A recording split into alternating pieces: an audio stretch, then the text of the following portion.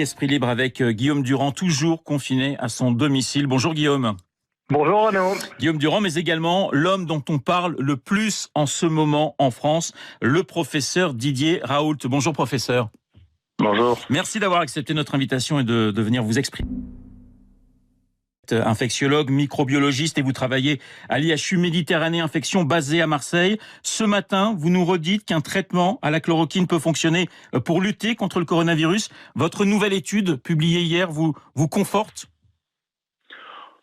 Écoutez, nous, on a depuis le début, bien sûr, il y a beaucoup de pays qui utilisent maintenant l'hydroxychloroquine et il vient de sortir encore un très joli travail fait par les Chinois en comparant l'hydroxychloroquine cette fois-là contre un placebo qui montre qu'il y a une différence importante, en particulier dans les formes modérées à modérément sévères, c'est-à-dire avant que les gens aient une détresse respiratoire, parce que là ça devient une autre affaire. Et nous, ce que l'on a fait de différent, c'est qu'on rajoute en plus un antibiotique banal, l'antibiotique qui a été le plus prescrit dans les infections respiratoires dans le monde, qui est l'azithromycine. Et avec ça, on a des résultats aussi bien au laboratoire sur les cultures virales, qui sont spectaculaires, que chez les patients, où on a des résultats qui sont très impressionnants. Et donc, oui, on a, depuis maintenant un certain temps, commencé à traiter tous les patients avec cette association, avec des résultats qui sont à ce jour très satisfaisants. C'est une étude sur 80 patients, professeur ? On a publié une étude sur 80 patients, et puis actuellement, des patients inclus, on en a plus de 1000. Hein. Oui. Didier Raoult, vous êtes en contact étroit avec le ministre de la Santé. Est-ce que vous avez des échanges avec Matignon et l'Élysée ? Oui, moi je tiens les gens bien sûr au courant de ce que je fais et de ce que je pense, et je le fais directement avec eux, bien sûr. Donc avec Olivier Véran, avec Emmanuel Macron, vous êtes en contact avec le chef de l'État ? Je suis en contact avec l'entourage immédiat du chef de l'État, et quand il a besoin, s'il trouve de l'intérêt à me parler, il me parle. Didier Raoult, ce que vous reproche pas mal de médecins, c'est votre méthode, l'absence, disent-ils, d'un groupe témoin. Pourquoi, avec cette nouvelle étude, n'avez-vous pas changé votre méthode ? Elle aurait pu faire taire certaines critiques. Non, mais encore une fois, vous savez, je suis un épistémologiste, c'est-à-dire je suis un scientifique de la science. Ce que les gens croient que cette méthode, que la méthode qu'ils rapportent est une méthode qui est adaptée à cette situation, témoigne du fait qu'ils ne connaissent absolument pas l'histoire de la médecine, l'histoire des sciences. Dans les maladies infectieuses, on s'est pratiquement jamais servi de cette méthode pour montrer l'efficacité d'un médicament, parce que dans les maladies infectieuses, c'est extrêmement facile de mesurer si le microbe disparaît ou s'il ne disparaît pas. Après, c'est des habitudes qui ont été prises. En grande partie, ces grandes études ont été rendues nécessaires par l'industrie pharmaceutique, et tout le monde a fini par prendre cette méthode pour de la science. C'est pas de la science, c'est une habitude, c'est une manière d'approcher les problèmes. Et il n'y a jamais eu d'évidence que ces études soient plus efficaces que ce que nous on appelle les études historiques, c'est-à-dire la comparaison de la mise en place d'un traitement avec ce qui se passait avant qu'on ait mis ce traitement. Mais c'est des histoires de spécialistes scientifiques, c'est pas des histoires de plateau télé. Donc c'est compliqué. Il y a des gens qui maintenant, comme dans tous les domaines, il y a des gens qui sont ni des praticiens ni des scientifiques dont le métier est devenu d'être une espèce de contrôleur des travaux des autres, si vous voulez, et qui pensent, je crois qu'ils sont sincères, ils pensent que c'est vraiment nécessaire, que c'est vraiment comme ça qu'on fait les choses. Parce que c'est un mouvement de mode. Moi, quand j'étais jeune, le mouvement de mode, c'est qu'on ne pouvait pas faire un traitement de maladie infectieuse si on n'a pas fait un modèle expérimental, ce qui est tombé en désuétude maintenant. On se fiche de savoir si les lapins vont être traités pour une septicémie à staphylocoque avec ceci ou cela. Mais quand j'étais jeune, c'était la mode. Enfin, on trouvait ça dramatique de ne pas avoir fait un modèle expérimental. Ce sont des modes scientifiques, ça, c'est pas une réalité scientifique. La réalité scientifique, c'est dans le domaine des maladies infectieuses aiguës, c'est quelque chose d'assez simple. C'est d'ailleurs aussi simple pour le sida. C'est quand on a eu un médicament efficace, en réalité, avec 3 malades, on le savait, on mettait des antiprotéases, il n'y avait plus de virus dans le sang, c'est fini. C'est pas la peine de faire des études avec 10 000 personnes. Et donc, c'est devenu un process qui est devenu extrêmement lourd, qui occupe une quantité de gens, dans lequel on finit par oublier que la seule chose qui soit importante en médecine, c'est l'efficacité, et que l'efficacité, c'est la méthode qui doit s'adapter à la question et pas la question qui doit s'adapter à la méthode. Mais Didier Raoult, alors pourquoi ça bloque, puisque vous êtes assez sûr de vous êtes personne ne peut remettre en cause vos compétences. Pourquoi aujourd'hui ça bloque autant? Encore une fois, c'est parce qu'il existe maintenant toute une architecture de la pensée. Vous savez, c'est très difficile de changer de la pensée quand les gens sont habitués, avec cette terrible maladie qui a été le sida, puis l'hépatite C.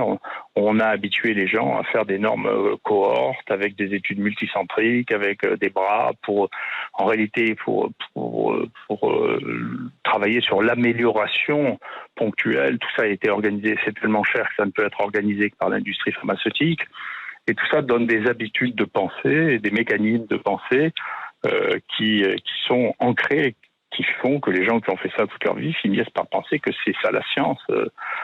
Encore une fois, moi je suis un épistémologiste, j'ai écrit beaucoup sur la science elle-même, sur l'évolution de la science, et donc les gens qui sont des épistémologistes ne croient pas du tout que la méthode des effets, des essais tels quels trucs représente de la science. Ça représente une habitude, une mode actuelle, ça représente rien d'autre que ça. Guillaume, et donc ça n'est pas adéquat face à la situation telle qu'elle est.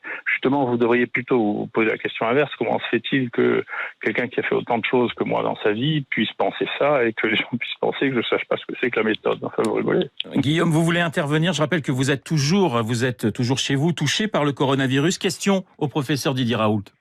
Heureusement, je l'espère, guéri. Oui, Didier Raoult, d'abord, merci d'être avec nous. Comment vous expliquez qu'aux côtés du Premier ministre l'autre jour, c'est Madame Lacombe qui a été l'une des plus virulentes à l'égard de votre méthode, qui est présentée d'une certaine manière la maladie, parce que au fond, il devrait être pragmatique si on vous écoute ce matin et tenir compte du fait que vous nous expliquez qu'il faut donner le médicament dès le début et pas attendre la fin. Donc pourquoi ne l'entendent-ils pas? Non, mais je sais pas, c'est pas trop des... Moi, je voudrais bien que vous limitiez les questions à mon métier. Si vous me parlez d'épistémologie, l'histoire des sciences, je connais.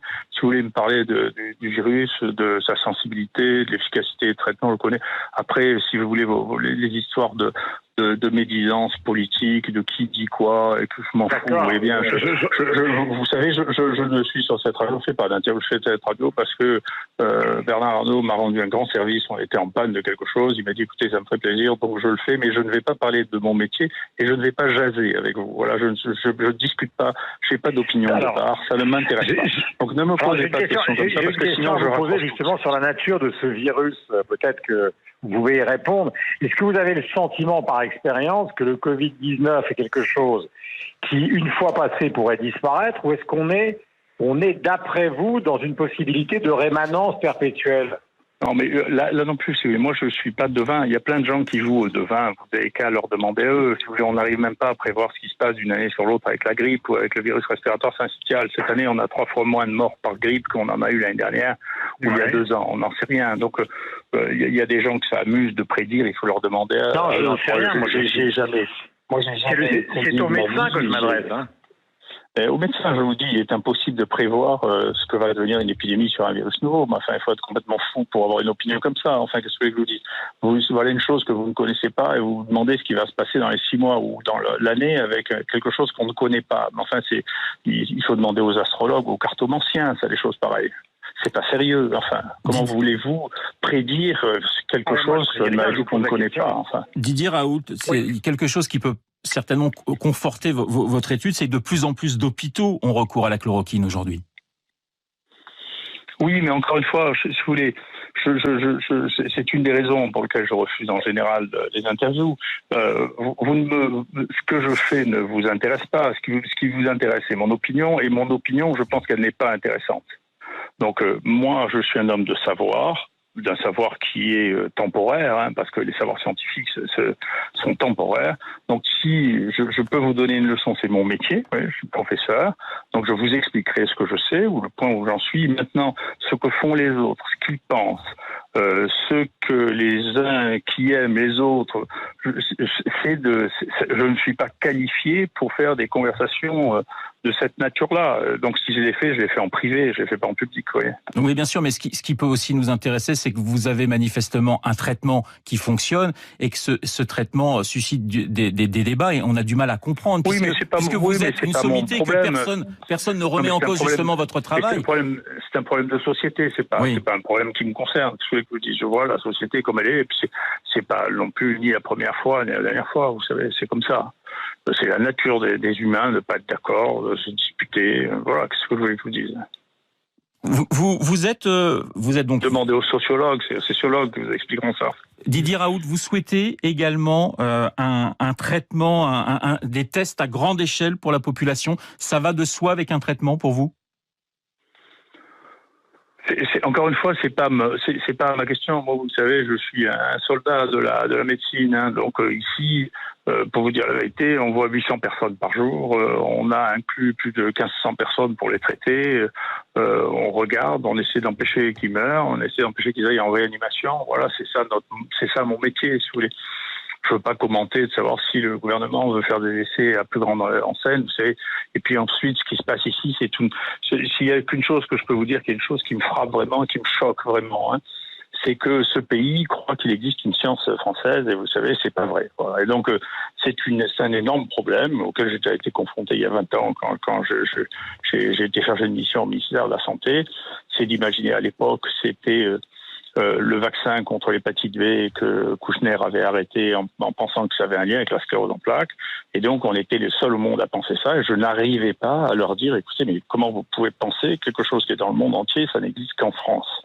On n'est pas quand même des mutants français. Donc là, il y a un véritable problème, une véritable réflexion qui est de se dire, mais pourquoi est-ce que, mon Dieu, pourquoi est-ce que la France serait un truc tellement particulier que on ne réfléchisse pas comme les autres. C'est une question, à mon sens, c'est une vraie question sociologique.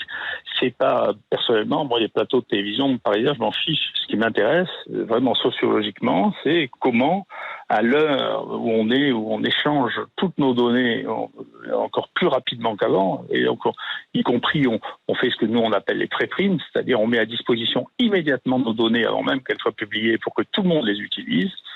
Comment, à cette heure-là, où tout le monde les lit dans le monde entier, hein, comment est-ce qu'on peut encore avoir une pensée qui est franco-française en se disant, voilà, nous, on sait mieux que les autres comment on fait. Non, moi, je fais pas comme ça, jamais fait comme ça. C'est pour ça que je suis compétitif, je regarde ce que font les autres. Quand ils font mieux que moi, j'essaie de les rattraper. Et je vous assure, les seuls qui font mieux que moi actuellement, c'est les Chinois. Donc, moi, et tout l'Extrême-Orient. Eux ont 10 ans d'avance sur nous. C'est eux les très très bons, et donc je regarde ce qu'ils font, ça m'intéresse, j'essaie de rester compétitif avec une course aux équipements et à la science moderne qui nous caractérise, si vous voulez, et donc si vous voulez, les opinions méthodologiques et ces réflexions, c'est très intéressant, mais honnêtement, c'est pas mon problème. Moi, je fais pas de la recherche en méthodologie. Voilà. L'autorisation de la chloroquine est-elle un dernier recours ?